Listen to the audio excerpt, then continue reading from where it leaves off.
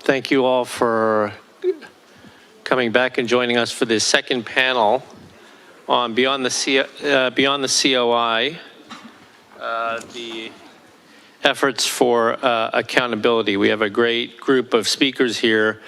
Let me begin by first just picking up on the thread and the story that Jung-Hoon told about the first anniversary conference here. I know some of you were here for that conference, and as Jung-Hoon mentioned, all of Washington, D.C. was shut down that morning. The U.S. government shut down that day, and yet we had Justice Michael Kirby, we had all of these people in the hotel across the street, and CSIS was actually closed that day too. But we called Dr. Hamre early in the morning and we said these people had flown in from all over the world for this conference. Can we just open CSIS for this conference and then you can close it after that? And he agreed to that. And you know how Washington, D.C. is. Nobody feels they're worth their self-worth unless they're going to a conference somewhere in D.C. And so this was the only conference in town that day, and it was completely filled to the rafters. I think we had 13 television cameras. There's nothing else to report on that day in Washington, D.C.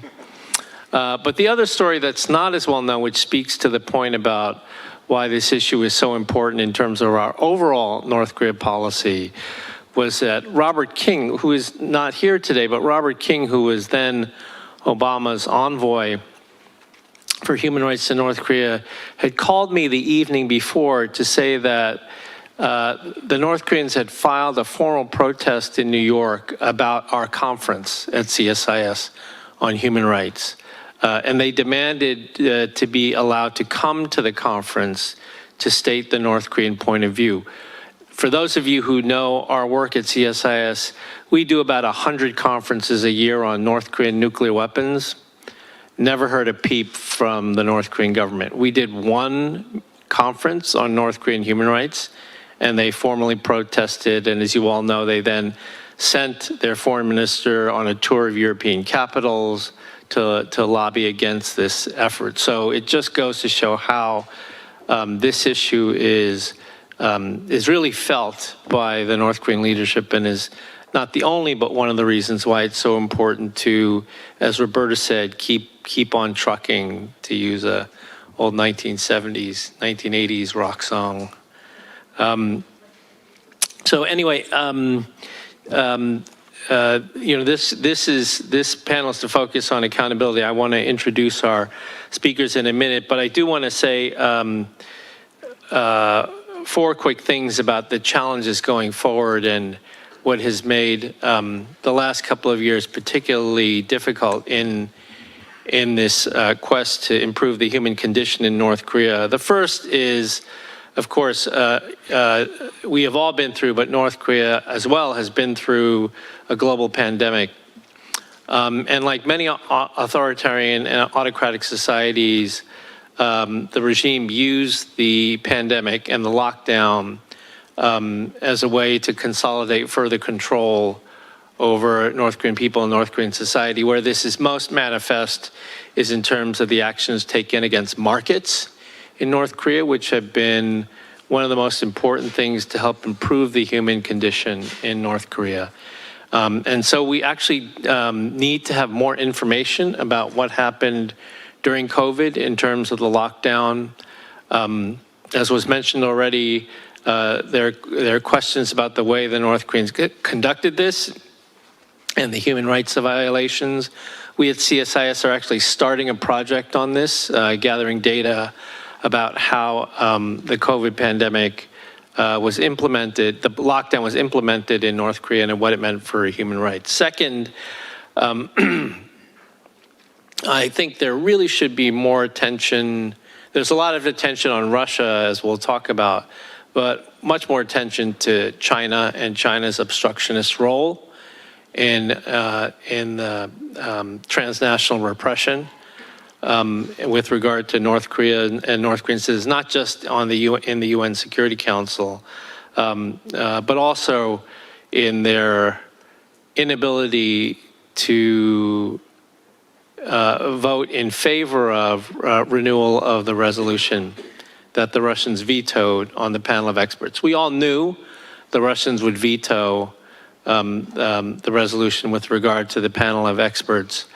But that panel of experts was very much in China's interests, and there was an intense effort by a number of governments to get China not to support the Russian veto, and yet the best they could do was abstain. And that may look like neutrality, but that's not neutrality, right? And the Chinese should be called out for that. Third, Russia is now undergoing a systematic effort, not just to dismantle the panel of experts, but to dismantle the entire UN Security Council sanctions regime against North Korea, all 11 UN Security Council resolutions.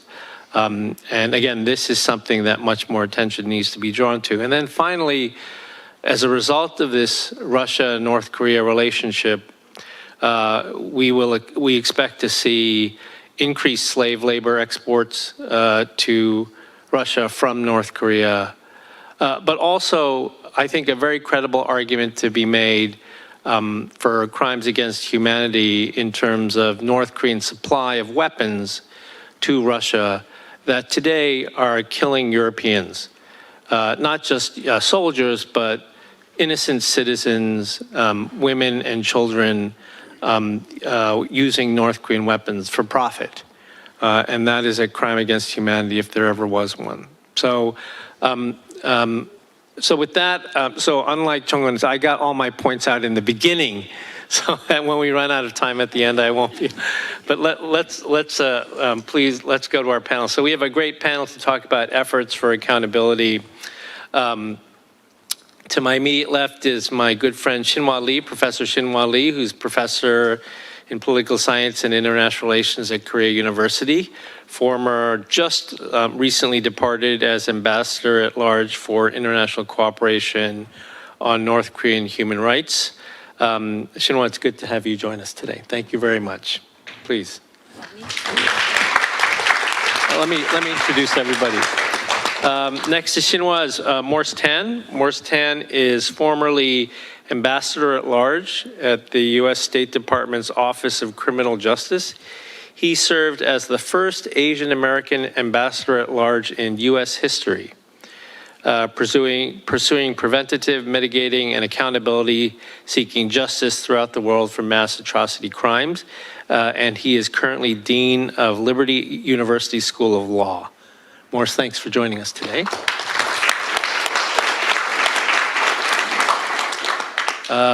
Good friend Dr. Katie Oh is an independent scholar and author, very well known in the Korea expert community. She is currently chair of the board of directors of the Free Korean Association in the USA, FKA. She was formerly Senior Asia Specialist at IDA, Institute for Defense Analyses, non-resident Senior Fellow at Brookings, and a member of the Political Science Department at RAND. Katie, so good to see you again.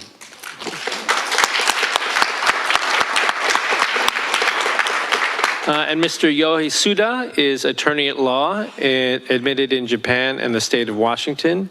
He's worked with the International Criminal Tribunal for the former Yugoslavia and has been engaged in human rights issues in North Korea since 2005. And as referenced in the earlier panel, he has represented those who went to North Korea on the Paradise on Earth project, as well as family members of possible abductees from Japan to North Korea.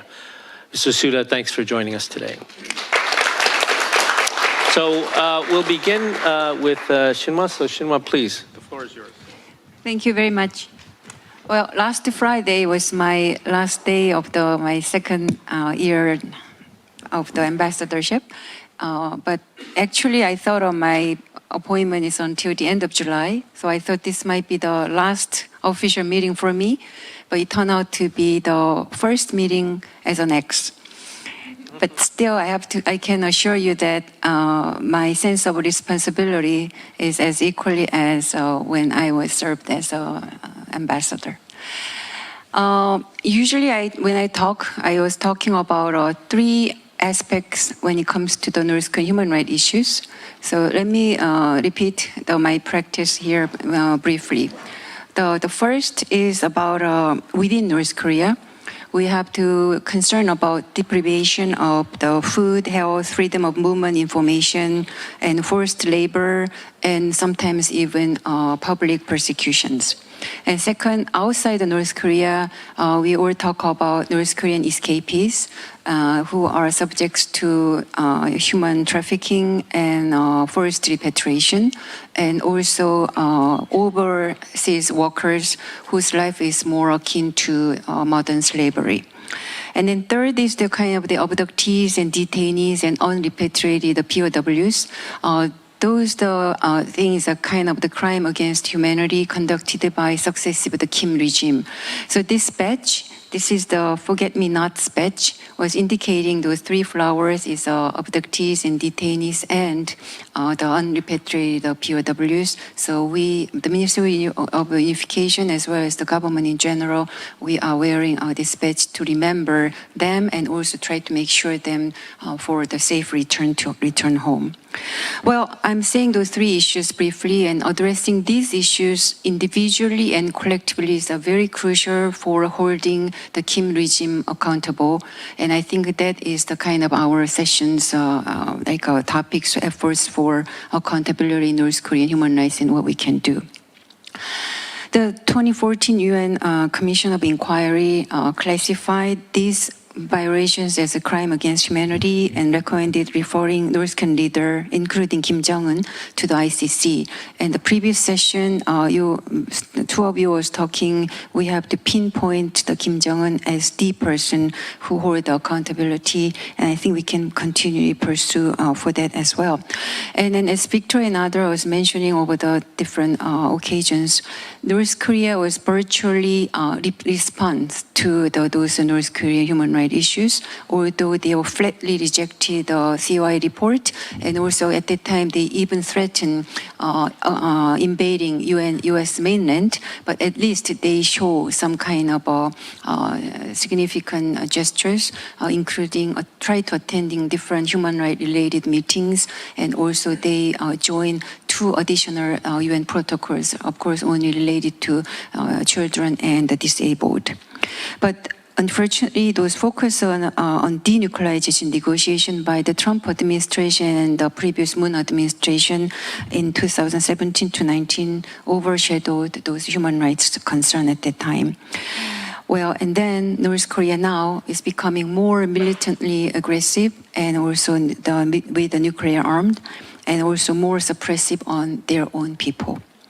While all North Korean issues are important, since probably I just went back to my original position as a person who are working for the multilateral security and diplomacy, well, probably because of that, but more importantly, I'm talking about this because I believe in it. That is a direct link between North Korean human rights abuses on one hand and the security concern, including nuclear and missile development on the other hand. And 2 years ago, I termed that for the two sides of the same coin, and now I'm glad that many of them keep talking about that issues, including Ambassador Joe this morning. Well, why those things are important? Well, since the Elena from the Human Rights Watch was already discussed about using those resources which is needed for ordinary people is diverted to military purposes. So that is the one thing. But another thing is I think regime continues to divert resources meant for the public, as we mentioned. And another thing is the reactivation of the aging Yongbyon nuclear facility for tritium production increase the risk of accident and radiation hazard. You remember the Chernobyl incident in Ukraine? The most victim was not in Ukraine, but those in Belarus because of the wind direction. So if some kind of accident happened in Yongbyon, the most probably those who living in South Korea's west corner and also the east coast of the China will be the targets for the victim. So I think we have to remember that risk. And another thing is a continuous and increasing powerful nuclear test at Punggye-ri pose significant radiation exposure risk to scientists, officials, workers, soldiers, residents, including forced laborers and political prisoners. And HRK report, there's the Greg is here, their recent report on slaves to the bomb highlights that those involved in North Korea's nuclear weapon development live under strict surveillance and repression. And if these scientists were to defect and assist in the nuclear development of a hostile nation, it would pose a global security threat. So addressing the causality or correlation between nuclear test and radiation exposure, as a matter of fact, Korean Ministry of Unification is working on those issues for now, although we didn't get significant correlations yet. Requires collaborative effort among experts and policymakers across various fields. And also, I believe the strategizing how to having information inflow more effectively into North Korea is the kind of the key things we have to work together. Because as we see, since the 2020s, North Korea enacted a series of laws like Reactionary Thought and Culture Rejection Act, as we all know. That is the aim to control the inflow and distribution of information. But paradoxically, I think it revealed the regime's fear of external information on one hand, and on the other hand, it's already very prevalent among the North Koreans because they are more informed about the outside world than before, including Korean waves. I had a privilege to have an interview with more than 100 people, 100 North Korean escapees over the past 2 years. And believe me, all of them, in one way or another, have an opportunity to watch the Korean drama or try to echo for Korean songs. Given all those things, I think we really need to do something. But in interest of time, I have to say we need to increase some kind of multilateral mechanism like the Geneva Disarmament Conference, but more importantly, we have to showing the norm and rule-based like-minded countries, including US, Korea, and Japan, consistently and collectively echo the freedom, democracy, and human rights that are the universal values should be mainstream and placed in the very center of foreign policy agendas of our countries. Of course, a primary obstacle to addressing North Korean human rights issue is the stance of China and Russia, which shared North Korea by downplaying its violation. They continue to trade with North Korea despite sanctions, support forced labor, human trafficking, and enforce forced repatriation of defectors, particularly affecting women and children. Forcibly separating mothers from their children in China constitute a crime against humanity, not to mention that is clear violation of international law that clearly prohibit forced family separation. And detention facilities in North Korea profit from the forced labor of repatriated women producing so-called China-made beauty products from that North Korean political prisoners camp. I think we have to stop that as well. And of course, Russia actively defends North Korea in UN dialogue, particularly after the Ukraine war. And also, as we know, North Korea's sanction expert panel stopped due to Russian veto last May. With those UN Security Council paralyzed by major power conflict and veto politics, attention is now shifting to initiative like Uniting for Peace. That is a General Assembly resolution made in November 1950s, which allows the UN General Assembly to convene emergency special session and recommended collective measure when the Security Council fails.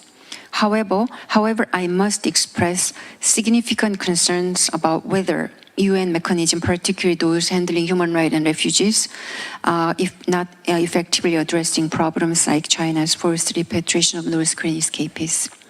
Another major obstacle in addressing North Korean human rights from within from us.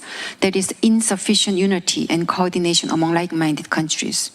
Countries like united effort from the US, South Korea, and Japan needed to engage in swing state and unlike-minded countries, but visible cooperation on the North Korean issue remains lacking, even with all three holding UN Security Council seat now.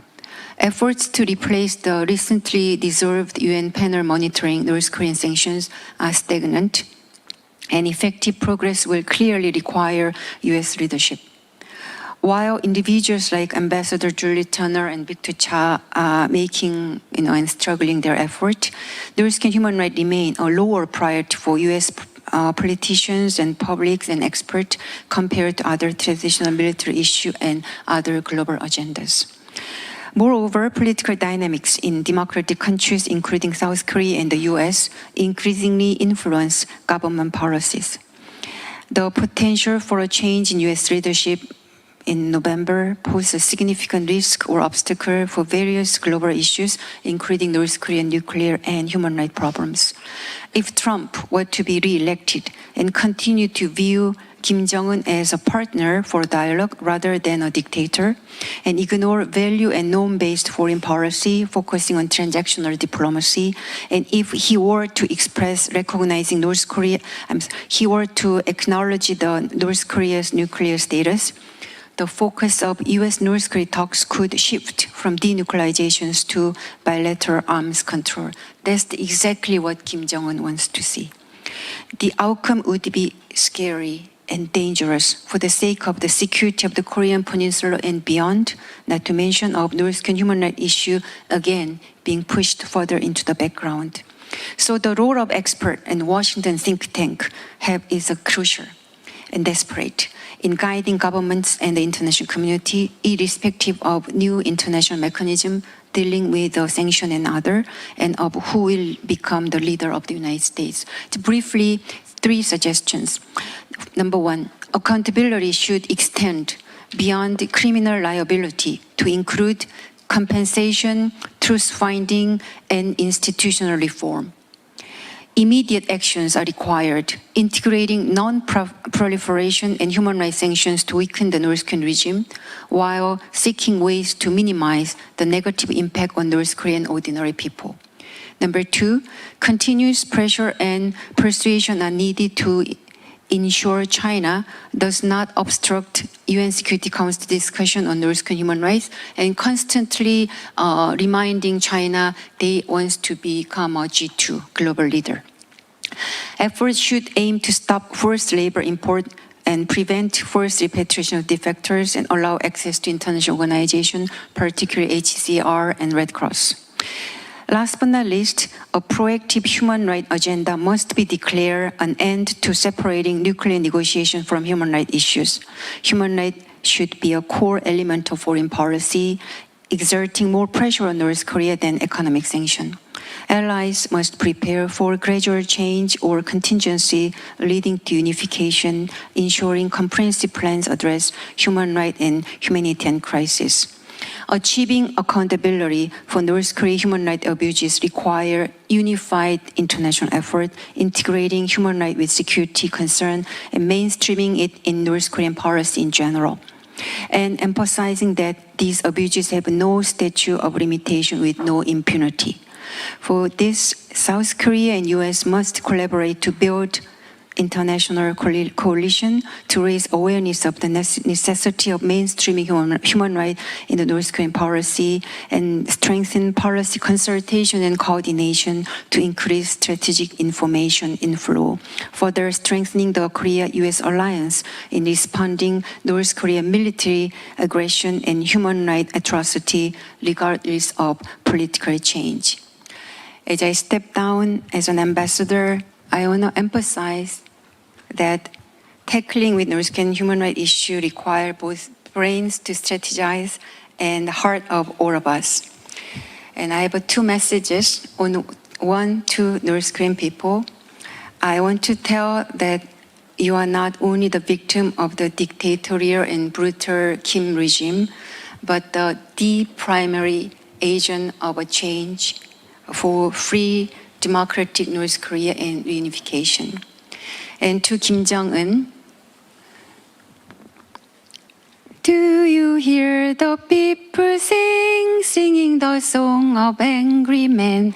This is the music of the people who will not be slaves again. Thank you very much.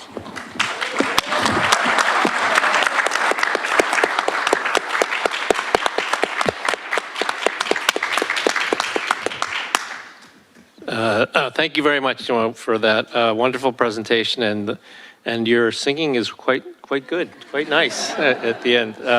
You're nervous? That was you and President Hyun. You just managed to do it on stage like that, so that's terrific. We'll go to Morse too, but I want to recognize Ambassador Julie Turner, who's also joined us today. Thank you very much, Ambassador Turner. So over to Morse. Thank you. And I want to thank NED and CSIS and Human Asia and the Ministry of Unification for this very important gathering to address this critical topic. Accountability has been demonstrated so far in the academic research as the single best way to prevent future mass atrocity crimes. It is important to address past atrocity crimes because of the inherent value of justice that is there. But it also plays an important role in preventing future mass atrocity crimes as well. And as such, accountability, as the first panel was setting up, I think, this panel beautifully, accountability is the missing piece in a lot of ways in terms of addressing the North Korean situation. And as was stated earlier, the regime greatly fears accountability. This is perhaps the thing they fear the most. And so when Justice Kirby was talking about what would sting, what would be impactful with respect to the North Korean regime, accountability is something that should be at the top of the list. This is a regime that operates on the basis of force, that understands and is impacted by little else than forceful measures. And so that being the case, accountability is crucial along these lines. If I may, I'd like to draw from things that were done in the Office of Global Criminal Justice that I led, and perhaps analogize with how similar things could be done with respect to North Korea. In a sense, I'm more concerned that accountability happens than necessarily the specific means or the specific avenue through which it happens. And if anything, if there could be a concurrent race of all sorts of different means to implement accountability, all the better. And so let me see if I can give you some examples along these lines and how this could potentially be applied in the North Korean context. When I entered the Office of Global Criminal Justice as the ambassador, there was, shortly into my time, the decision by the International Court of Justice based on Gambia's complaint against Myanmar for genocide inside their country. Aung San Suu Kyi, the Nobel laureate, the civilian president at that time of the country, was advocating on behalf of Myanmar in regards to this matter before the ICJ. Nonetheless, the International Court of Justice moved forward with the genocide charge against Burma. This is one example. And the ICJ, this was the first time that another country had lodged an accusation for genocide against another country before the International Court of Justice. So this was historic. what happened at that time. And this was something that our office was happy to support as well. Supporting that and other such things with respect to Burma was an investigative mechanism that was seeking to gather and organize and prepare evidence to be used in prosecution with respect to Burma. In addition to that, I was also advocating for a mass atrocity crime determination against the Burmese military. And I'm pleased to say that that has eventually gotten across the finish line, maybe a bit later than I would have preferred. I wonder to this day, if it had gotten across the finish line earlier, would the military coup that happened in Burma not have happened? Or would it have made them at least think twice about that military coup? It's a counterfactual, one cannot know for sure. I am glad that it eventually did get across the finish line about a year after the coup had taken place. But this too can provide a certain analogy with respect to the North Korean situation. There have been other investigative mechanisms that have prepared and organized evidence. There's been an investigative mechanism in Syria as well. There's been an investigative mechanism in Iraq as well. And these are, again, very important mechanisms to lay the groundwork to gather and organize evidence to be used for prosecutorial mechanisms moving forward.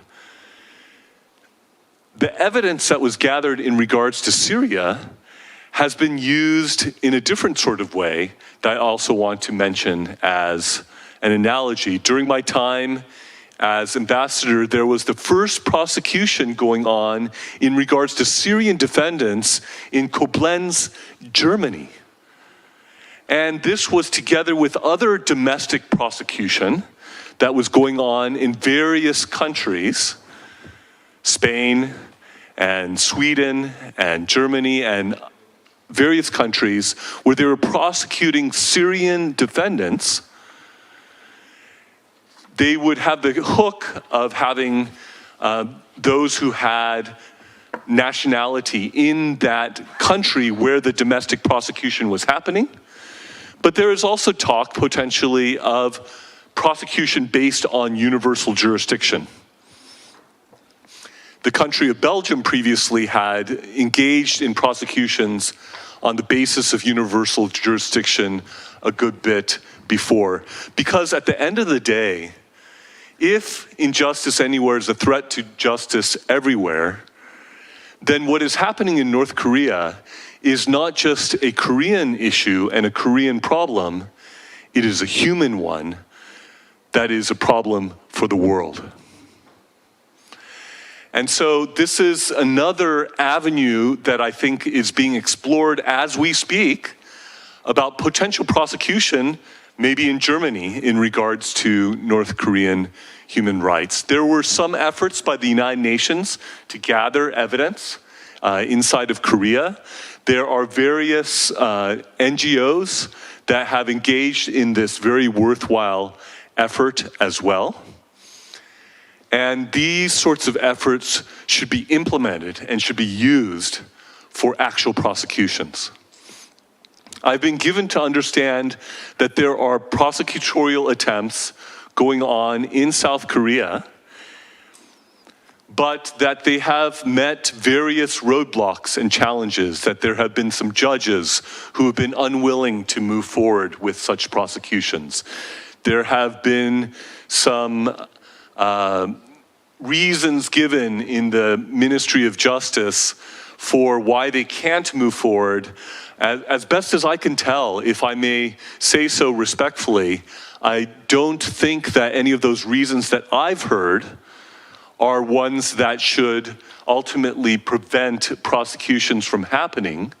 For example, there is the reason given that there's not enough evidence. And boy, in a room like this, in terms of all the evidence that has been collected by people in this room, as well as all that's available beyond people in this room, I think there's not only sufficient, I think there's a mountain of evidence that is available to be able to engage in prosecution. So that objection, I think, should be put to rest. There's also the objection that sounds good on the surface, but I think is also surmountable. The objection that you might endanger North Korean escapees by moving forward with prosecutions.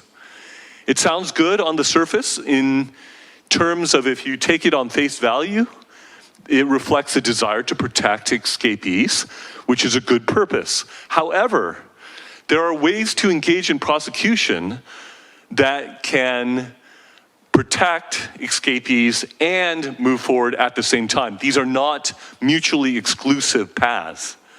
What can happen is that the names of defectors can be blacked out. There can be, if necessary, in terms of live testimony, there can be a screen put around them with voice distortion, things that can prevent identification of the particular witness in question. There are various means by which these crucial witnesses and their testimony can be both protected in terms of the security of the witnesses, but the testimony itself could be admitted and brought forward and used in prosecutorial efforts. What is significant in terms of domestic prosecution possibilities is that the South Korean Constitution identifies all Koreans, whether North or South, to be citizens of the Republic of Korea, and therefore South Korean courts do have jurisdiction. And this is true starting from Kim Jong-un. Kim Jong-un could be prosecuted in South Korea. Some people say, okay, so you prosecute Kim Jong-un in South Korea or in Germany or in some of these places, so what? What are you going to do about it after you prosecute and indict Kim Jong-un? Well, I'll tell you the impact that it can have. First of all, as I said before, they're deathly afraid of such accountability. Second of all, if there is an indictment that issues forth and a warrant for the arrest of Kim Jong-un that comes forth, this would be very restrictive of his ability to move around, lest he be afraid that he may be apprehended and brought to the court. Furthermore, this can be used as negotiating leverage in diplomatic interactions with North Korea. And so people who say, so what, this doesn't matter? No, this has a great deal of sting to it. This has a great deal of force to it. And this is the sort of thing that can help to bring about greater resolution of what is going on the Korean Peninsula. This could ideally be a precursor towards the eventual unification of the Korean Peninsula, which South Korea has an entire ministry devoted to unification, right? And unification itself would resolve many issues in and around the Korean Peninsula as well. And eventually, there could be a broader-based accountability that could be brought, where there could be potentially, if it hasn't already happened at that point, for example, to give another type of example of what can happen, there could be a hybrid tribunal that is set up to deal with prosecuting those who are most responsible for the most atrocious crimes. There can be a truth and reconciliation commission that could be used for those who are least responsible for these crimes.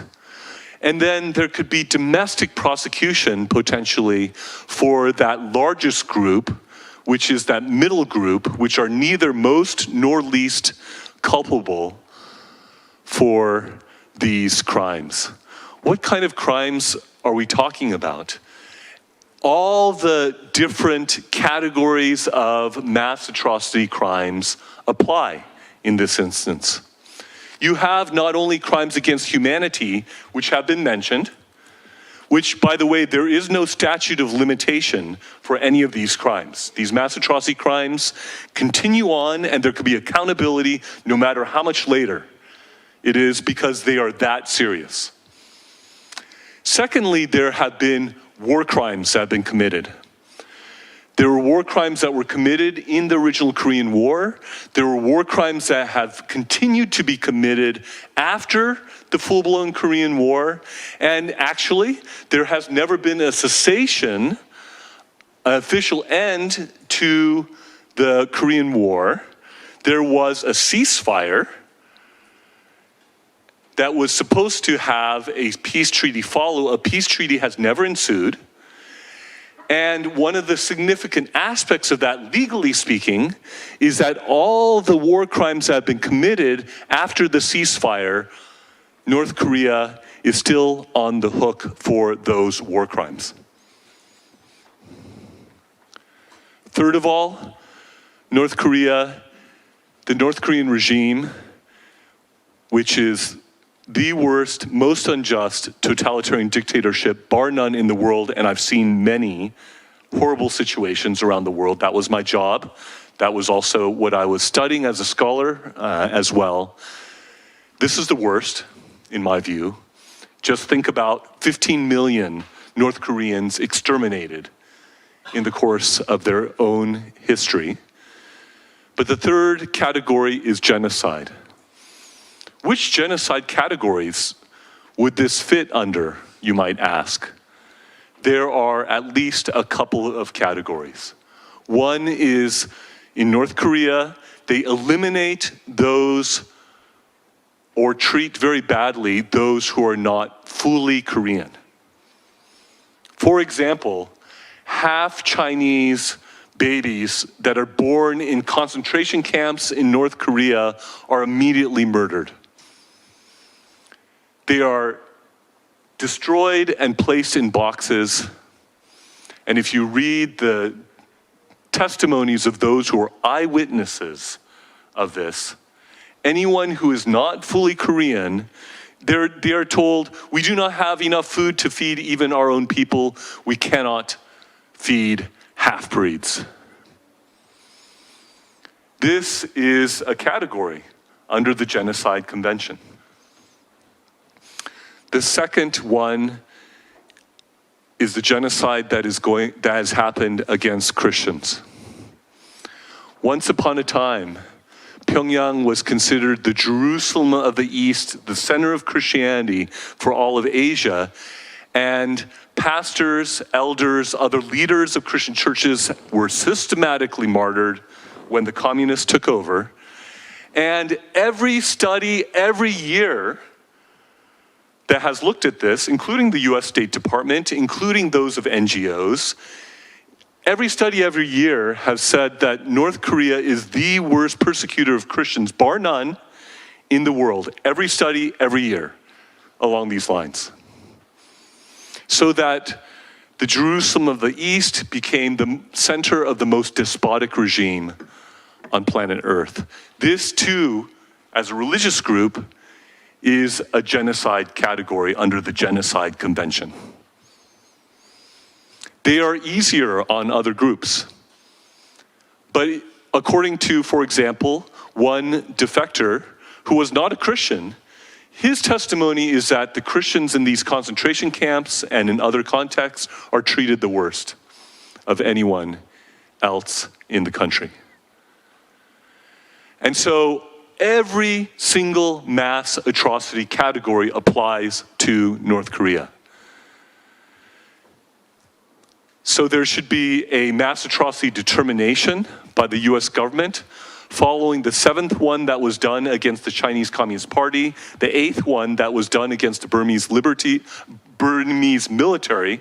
The 9th one should be a mass atrocity determination against Kim Jong-un and his elite in North Korea.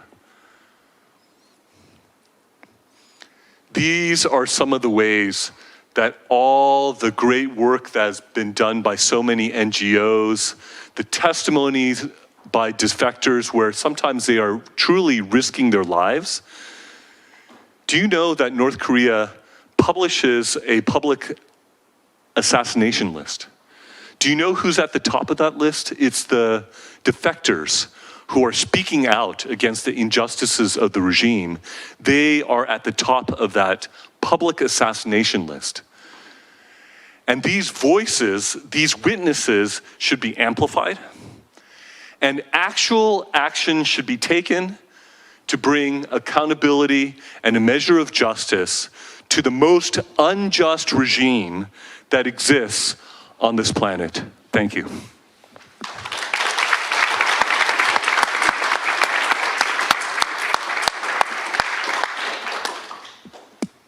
Thank you. Now we'll go to Katie.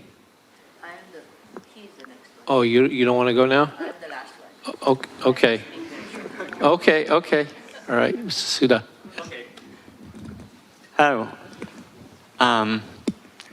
Good morning, and I'd like to thank CSIS, NED, Human Asia, and the Ministry of Unification for giving me the opportunity to speak in front of you.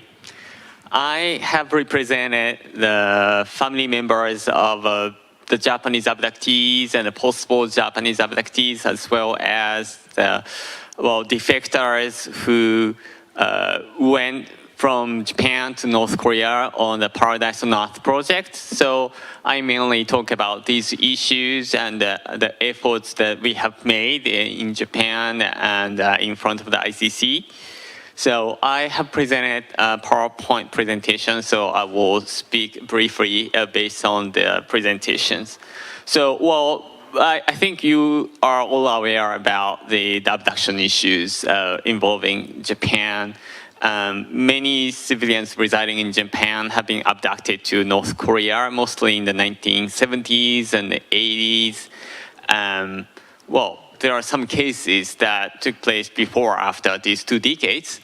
So far, only 17 abductees have been recognized by the government of Japan, but as Justice Kirby found out in the report, the COI report in 2014, that the number of possible abductees are probably over 100.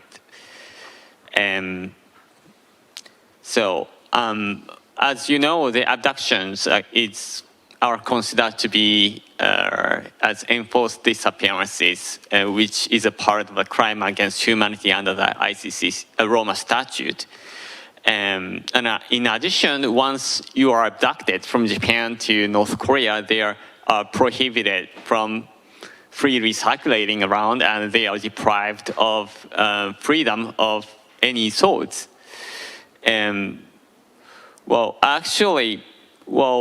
When the Japanese Prime Minister at the time, Mr. Koizumi, went to North Korea in 2002, the North Korea recognized some of the abduction cases and they expressed apology to that. However, most of the cases have been denied, and to this day, the fate of the abductees are unknown. It's been, in some cases, more than 50 years since abduction took place, but their fate is still unknown. And I will also explain about the Paradise on Earth project by North Korea. As you know, the North Korean government has a sort of a branch or de facto embassy in Japan called the Chonryon.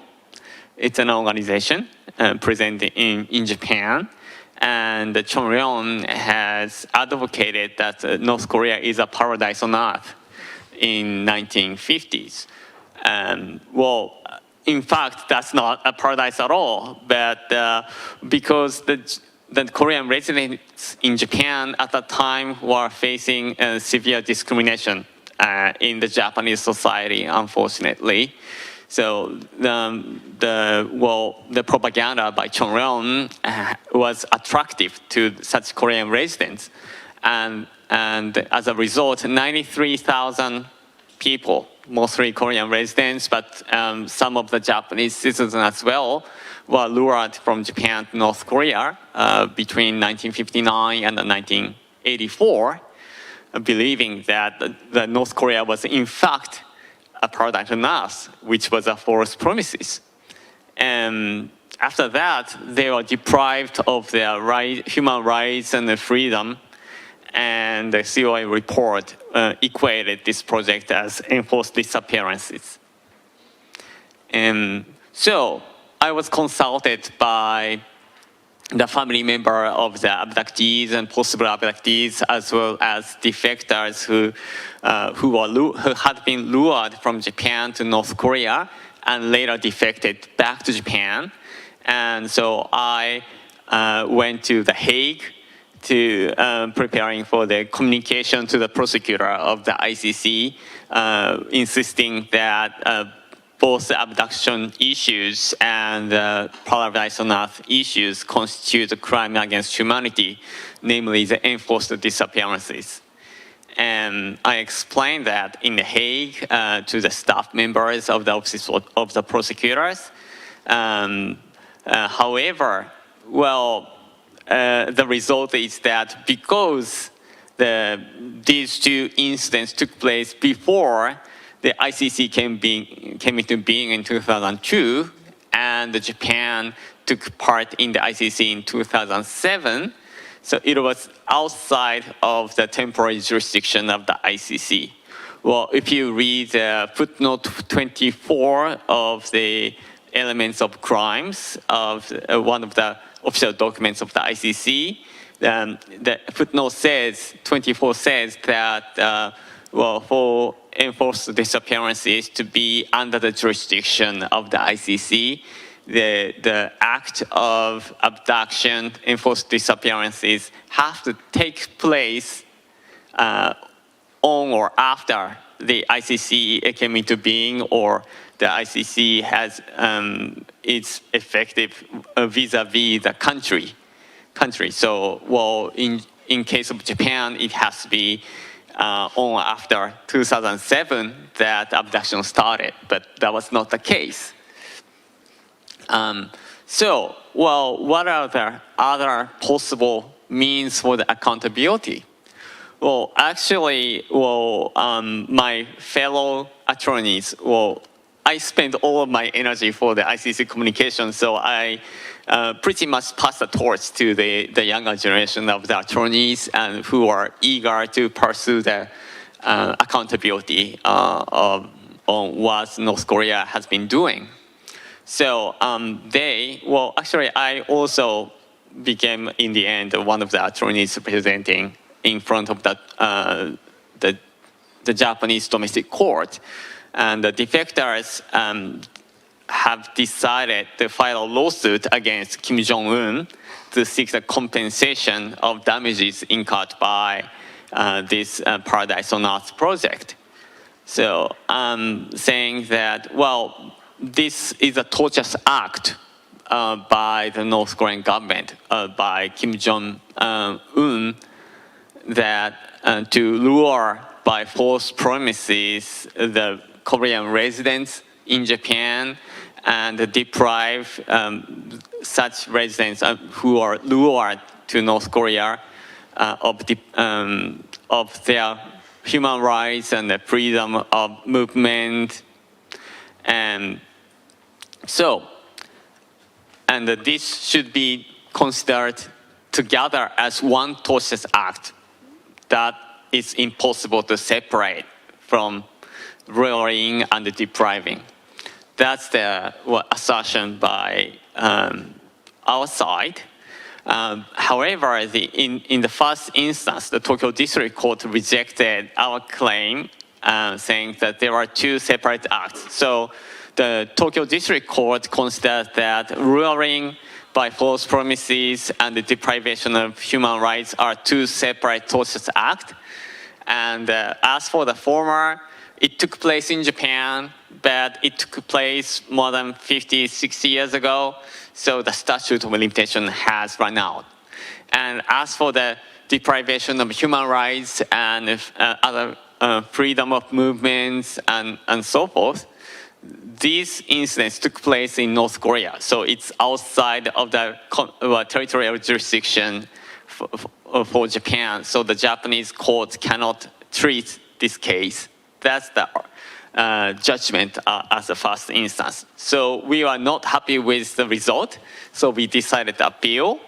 And in October 2023, Tokyo High Court rendered the judgment, which I found quite innovative. So the Tokyo High Court said that it's impossible to separate the acts of luring by false promises and the acts of depriving the freedom of those who are lured in North Korea.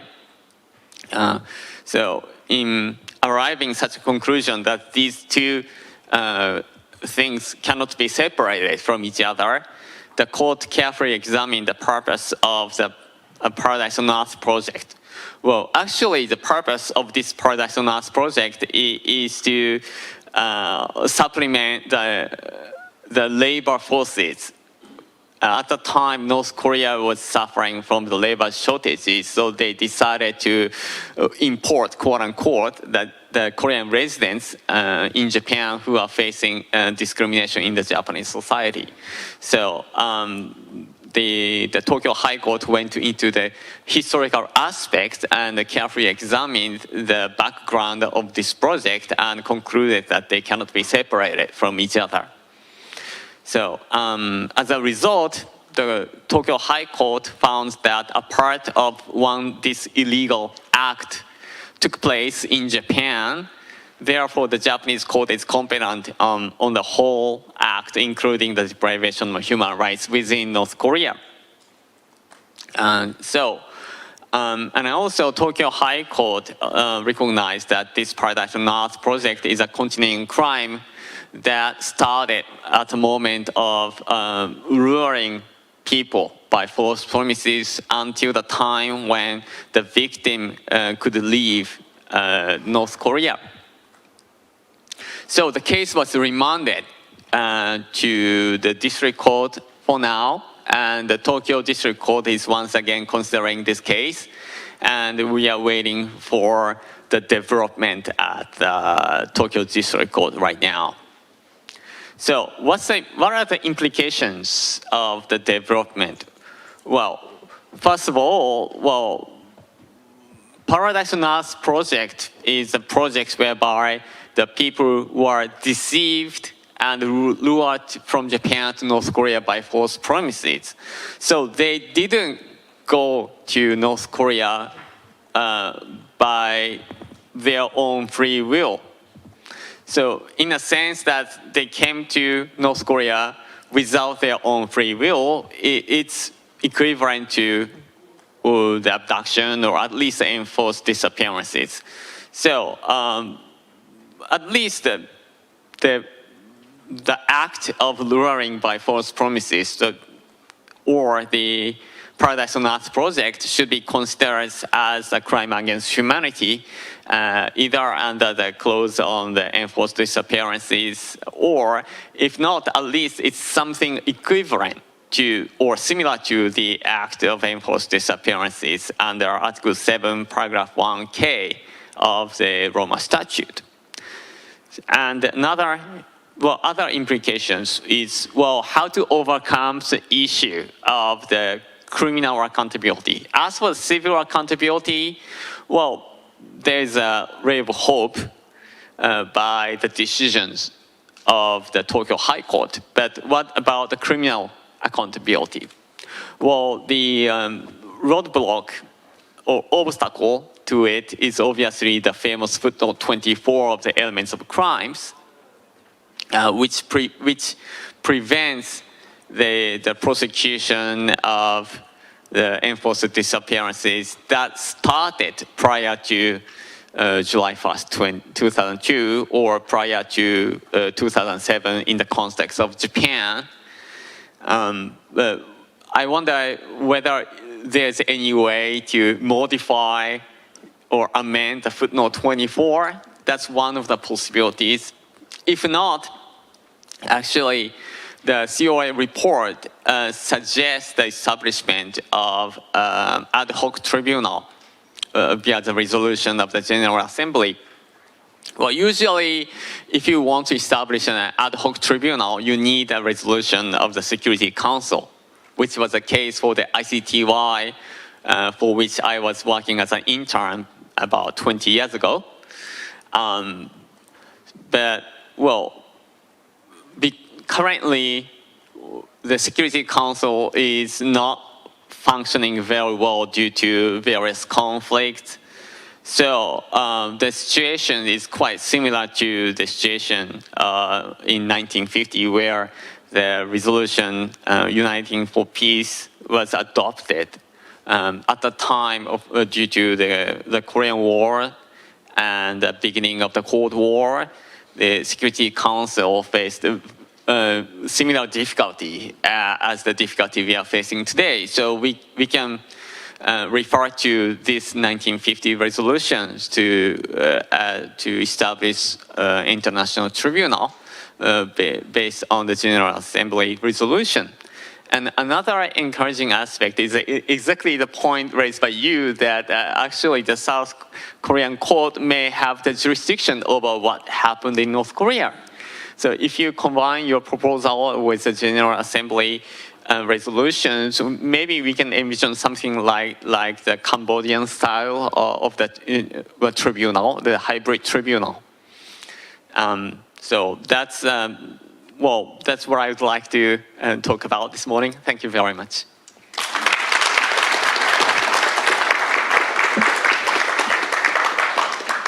Okay, Katie. I actually prepared a beautiful 2-page remarks, but I dump it because I am the stumbling block before the lovely lunch, and you are very tired of listening to the same stories all over and over. Plus, after his presentation, I was just knocked out. What a great presentation. So let me be very honest with you, because my nickname is actually in Washington, D.C. is Miss Honesty. So we got the 4 questions to reply on this panel. First one is the past 10 years of how much achievement and failure.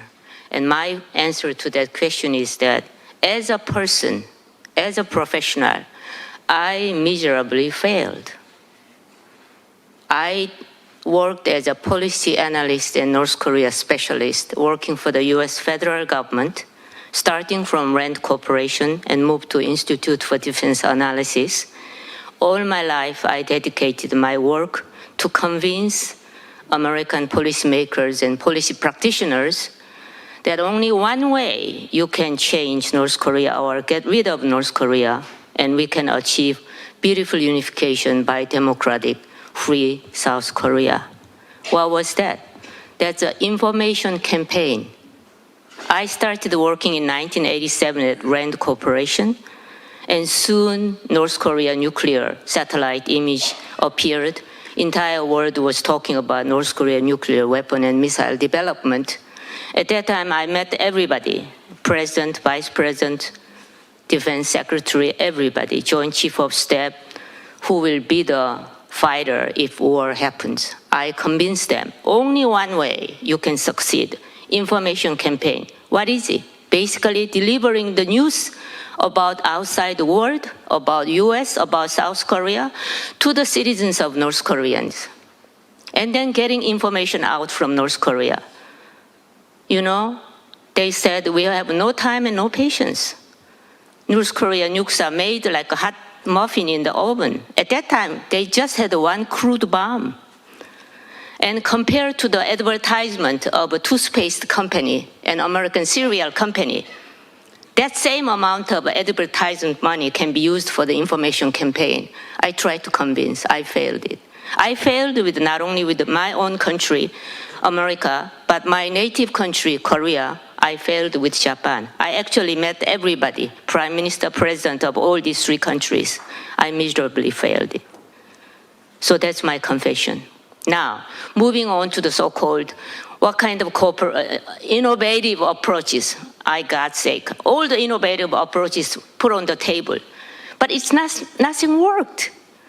Always agreed, yes, North Korea is worst. I mean, worst of the entire global community. I mean, 21st century, Nazi gulag, plus strange things going on in North Korea, and nothing happens. Why? Because super politics and national politics are always preceding. In North Korea human rights issue, it's a little pawn in the chess game. They all agree, and they just say bye and had a glass of wine and they forget. Nothing implemented.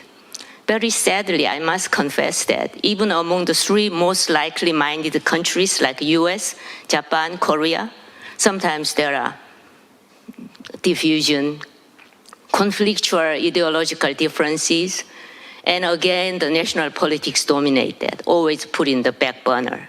So, you know, the last Independence Day, which is a great day in America, was my birthday. And how old I am? I'm not shameful to tell you my age. I just become 75 years old. You know, in olden days, you dead twice.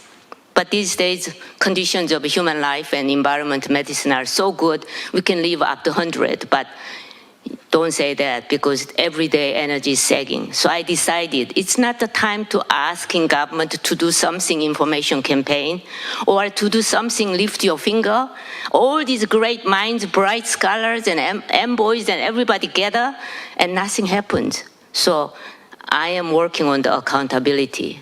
Not as great as his great idea, but since I'm not an expert, but I finally decided, dumping all my career, I become an activist. I became the chair of the newly created NGO titled Free Korean Association in the USA. Originally, it was a Free North Korean Association in the United States, but South Korea is not free either. You are the hostage of North Korean blatant nuclear threats, psychological warfare. You are not free either. So basically abbreviated FKA. FKA has only one goal: building the memorial park dedicated to the people who was executed, murdered, killed, died of starvation, died of illness. Nobody see the dead body. You know, when North Korean defectors happen to be in Washington, D.C., their first desire is to visit White House, the symbol of a great apex of a global democratic headquarters. But not many people have a chance to go to White House. What is their most desired place? Holocaust Museum.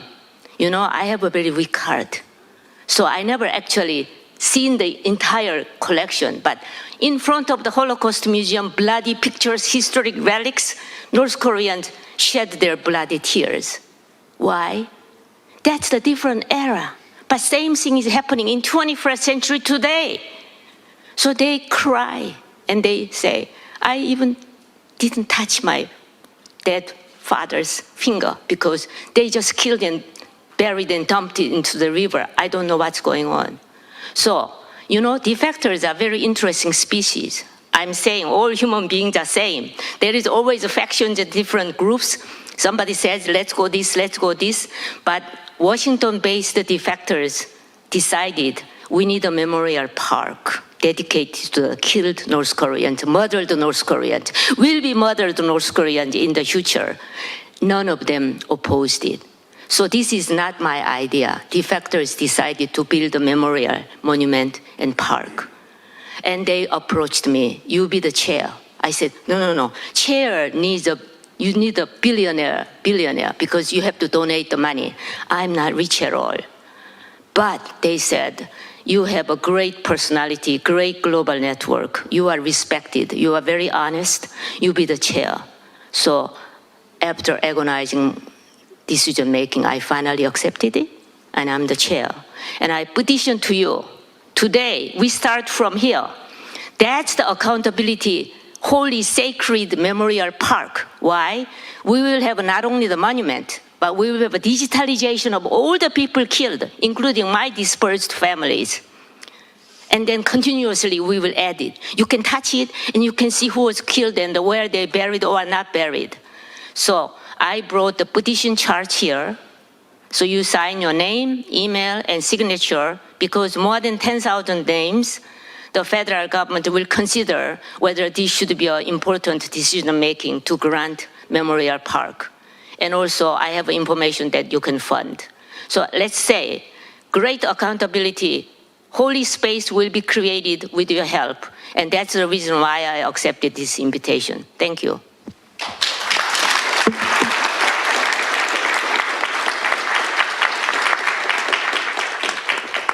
Thank you. Thank you, Katie, and thanks to all of our presenters. Unfortunately, we're now at least 15 minutes behind schedule, and I think there's lunch out there somewhere. Is that right? I don't think that's right. Oh, we do? We have 5 minutes left? Okay. All right, so we have 5 minutes for questions, I guess. So, yeah, yes.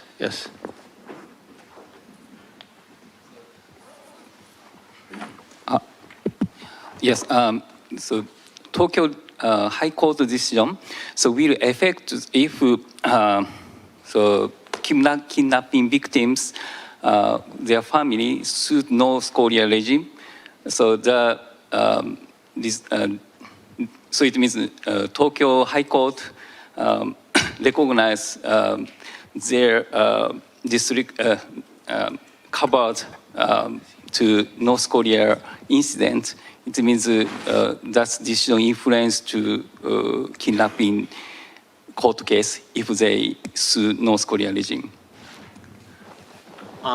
Theoretically, yes, because well, the Tokyo High Court decisions. It's working. Okay. The Tokyo High Court decisions says in the context of the Paradise Lost projects that the act of luring by false promises and the act of deprivation of human rights are inseparable and constitute one tortious act, part of which took place in Japan. If you apply the same logic in the context of the abductions, the act of abduction at the coastline or somewhere in Japan, and the act of deprivation of their human rights thereafter in North Korea are inseparable. So logically speaking, if there were such a lawsuit brought into the Japanese court, if you apply the logic of the Tokyo High Court, that's a conclusion that well, what you are suggesting seems to be the conclusion logically. Yes, I think we had a comment here as well.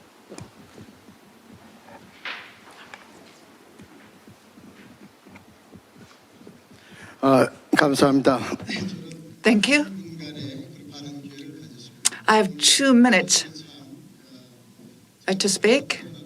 I was born in North Korea, and my family is suffering in North Korea, and my brothers are still left in North Korea. So this is very refreshing for me. In 2014, in October, before I defected, I was a very loyal member of the Communist Party in North Korea. And as Kim Jong-un rose to power between 2013 and 2014, he actually, his uncle and 5,000 people, he had 500 people shot to death. And I witnessed that, and I saw my friends being executed. And 20,000 people were dragged into political prison camps. And 1-year-old baby was also sent to the prison camp because the baby was a member of the family. And that scared me. So at the time, I was actually offered to the position of a minister. But I decided that I could not carry out that kind of position under Kim Jong-un regime. And fortunately, I had a family member in China, and my child was educated in China. So I decided to defect North Korea and then to South Korea and met with Korean intelligence agency. And I told them that I defected to change the North Korean regime. And there are 3 things that have not been discussed during this session. And this cruel execution must be stopped. And I hope that you would raise your voice on this issue. 30 middle school children were shot to death recently. And my friends were shot to death. And then their bodies were just burnt. And this North Korean regime is very atrocious and it must change. And second,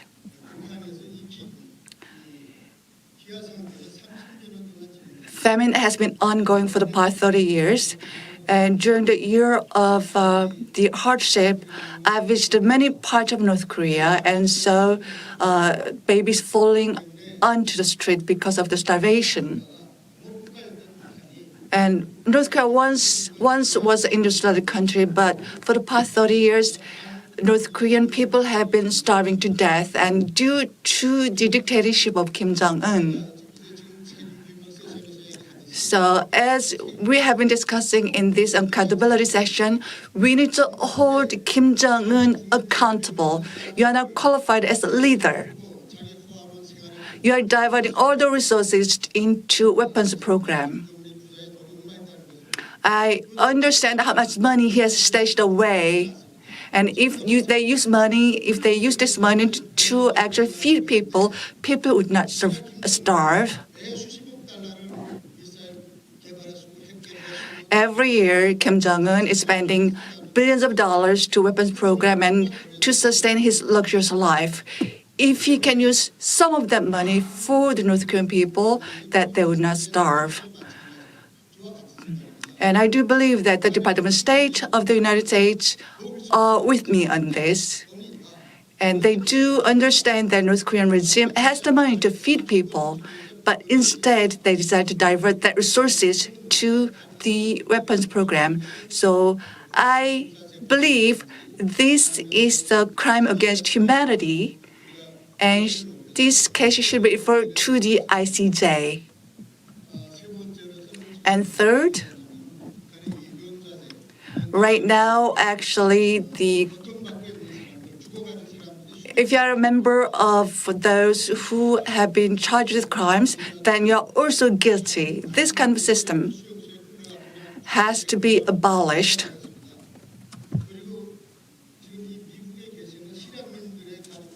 And all the members of the defectors in the U.S., actually, in terms of class system, they are not even qualified to join the Labor Party.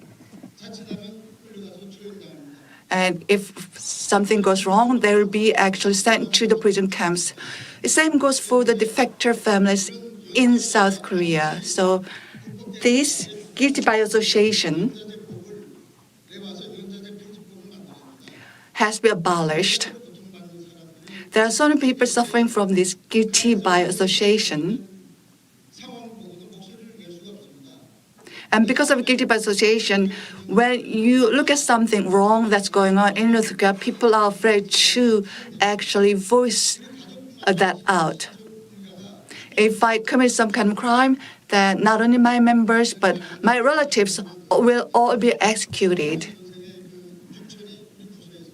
So a remote family member of Hwang Jang-yeop was working in the same office as I was.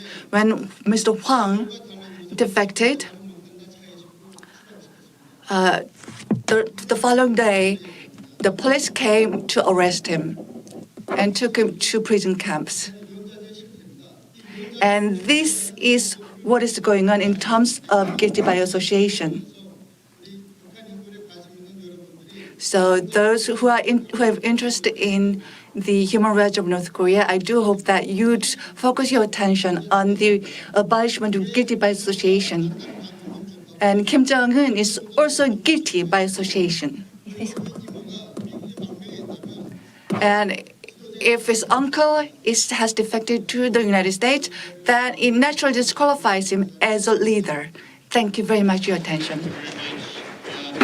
So really excellent ideas that have been presented on this panel. And I wish I had more time for discussion, but unfortunately we'll have to conclude this panel. I'll just say at the end, while I certainly understand the sentiments that Katie expressed about the inability to see progress. I will say that I think, as many things in world history, it looks like there's no progress until the day that there is. And we've seen that throughout history. People said the communist system would never end until it did. People said the Arab Spring would never happen until it did. And so I think that's the case with all of us here as well. So thank you all. Audience, please thank our panel for an excellent conversation. We will now adjourn for lunch. There, you can grab something out there, a brief lunch, and then we'll continue with panel 3. Thank you again.